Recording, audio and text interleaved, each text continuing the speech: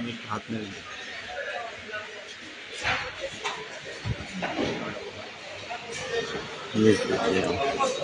প্রিয় গ্রাম পুলিশ ভাই বোনেরা, আসসালামু আলাইকুম। আশা করি সকলেই ভালো আছেন। লাইভ করবো না, অনলি 5 মিনিট। শরীর খুবই অসুস্থ, যা বলার বাহিরে।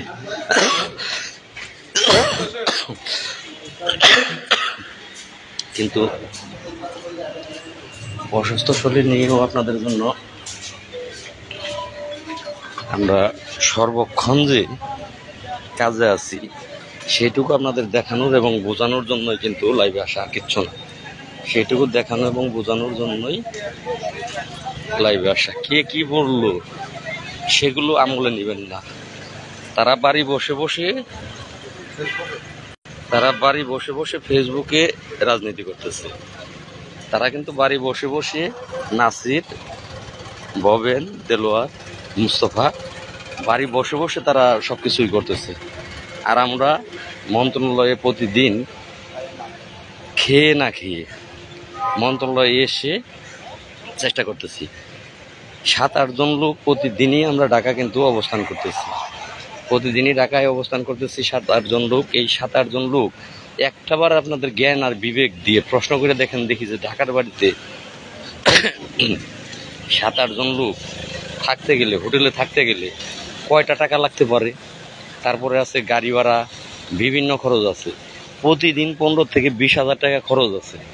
এই খরচগুলো করে আপনাদের জন্য আমরা দৌড়াচ্ছি। আর বিষয়টা দাঁড়াচ্ছে ওই যে কাকের বাসায় কোকিলের বাসায় কাকে ডিম পারে না, কাকের বাসায় কোকিল ডিম পারে, একটা প্রবাদ আছে ওরকম, যে ডিম পাইটা রেখে যায় আর বাচ্চাটা তুলে আরেকজনে।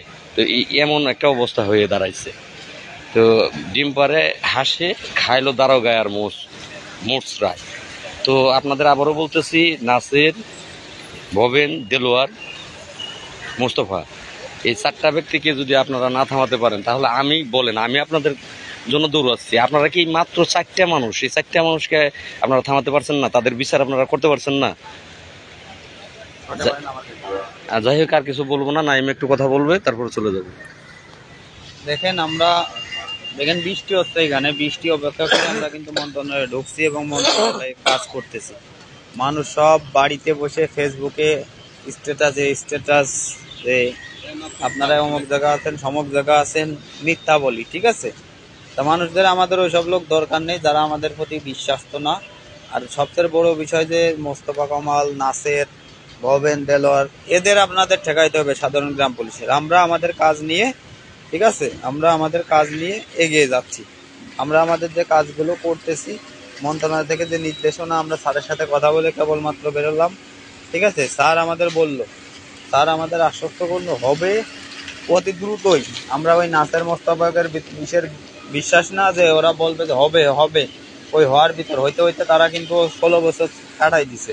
তা আপনারা একটু সময় দেন, একটু ধৈর্য ধরেন। আমরা যদি না পারি তারপরে আপনারা আমাদের বলতে পারবেন। তার আগে উল্টাপাল্টা কমেন্ট করতে বা উল্টাপাল্টা করার দরকার নেই।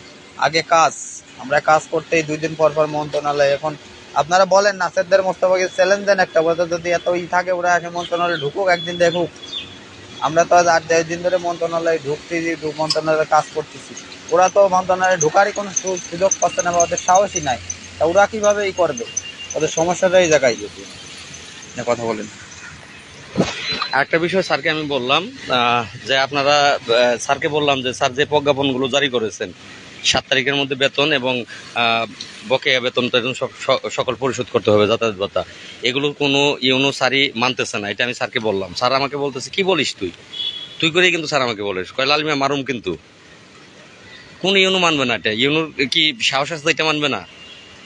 কোন ইউনো মানে না সেইটা তুই লিখিত আইনা আমার কাছে জমা দে, তারপর আমি দেখি যে কোন ইউনো এত বড় সাহস, কোন ইউনো স্যারের যে সে মানে না, এটা আমি দেখতেছি। আর একদিনের ভিতর টাকা দিয়ে দেবে, এই একদিনের ভিতরে 2 দিনের ভিতরে আপনারা টাকা পেয়ে যাবেন। তো যাই হোক, আপনারা তারপরও আমাদের প্রতি যাদের বিশ্বাস নাই তাদেরকে বলার মতো কোনো ভাষা নাই ভাই। যদি বিশ্বাস করেন তার সাথে থাকেন, ধৈর্য ধরতে হবে, সময় দিতে হবে।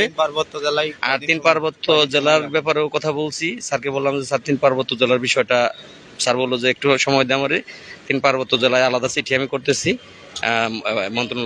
পার্বত্য মন্ত্রণালয়ে চিঠি করবে। তো যাই হোক ভাই, আপনারা লাইভটা প্রত্যেকে শেয়ার করবেন, প্রত্যেকে শেয়ার করবেন। একজন কমেন্ট করছে আপনারা টেন্ডার ওরা কিছু কন্ত। কে কি বললো ওগুলো বাদ, যারা নেগেটিভ বাদ দাও, কাউকে আর কিছু বলবো না। যারা নেগেটিভ মুভমেন্টের মানুষ তাদের এই প্রশ্ন সবসময় নেগেটিভই থাকবে। আরে বেটা টেন্ডার কমিটি লাগবে কেন? যদি বেতন বেতন স্কেল হয় সেটা আমার চেয়ে খুশি আর কেউ হবে না। ওই যে বেটা বলতেছে টেন্ডার কমিটি, কান টানলে তোমার তা আসবেই, কান টানলে অটোমেটিকলি মাথা আসে। ভালো কাজ করলে ভালো কাজের বিনিময়ে আল্লাহ পুরস্কার দেয়, নামাজ পড়লে ভালো কাজ করলে আল্লাহ বেহেস্ত দিবে। তো এইটা স্বাভাবিক, যে ভালো কাজ করবে সে কিন্তু ভালো পুরস্কার পাবে, পাওয়াটা অস্বাভাবিক কোনো কিছু না। তো যাই হোক, সকলে ভালো থাকবেন, বিদায়, আল্লাহ হাফেজ।